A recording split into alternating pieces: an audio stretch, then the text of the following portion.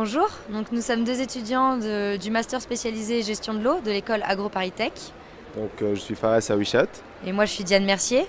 Nous avons rejoint cette année l'initiative Jeunesse, eau et climat qui a débuté en 2015 et qui travaille en collaboration avec l'Office français québécois pour la jeunesse et le Global Water Partnership ainsi que d'autres membres. Nous sommes un groupe de 50 jeunes de 17 pays différents, d'Amérique latine, de France, du Québec, du Bangladesh et également de pays d'Afrique de l'Ouest. En 2015, nous avons participé à différentes conférences internationales et nous avons également rédigé un livre blanc qui porte les engagements de la jeunesse sur les enjeux climatiques et l'eau du XXIe siècle. Ce livre blanc a été remis à la ministre de l'Environnement Ségolène Royal lors de la COP 21. Cette année, le but était de mettre en place des actions afin de porter nos engagements qui ont été indiqués dans ce livre.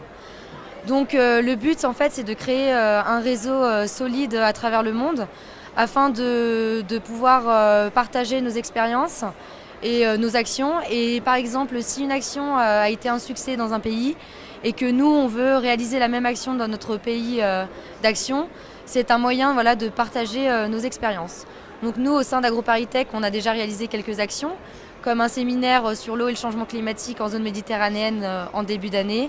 Et là, on est en train de mettre en place un webinar qui permet de recueillir différentes expériences de jeunes à travers le monde. Maintenant, je vais passer la parole à Fares qui va vous expliquer notre intervention durant la COP 22. Nous avons quand même eu la chance d'assister à cette COP 22 où nous avons eu quand même un regard croisé entre la zone bleue et la zone verte, où la zone bleue était plus portée vers l'institutionnel et l'action politique, tandis qu'en zone verte, nous avons pu observer les différents projets portés par la société civile. Malheureusement, l'eau ne fait toujours pas partie des négociations, mais nous avons tout de même eu pour la première fois un Water Day. Mais c'est à nous, jeunes, de vraiment pousser et s'impliquer pour faire passer ce message-là.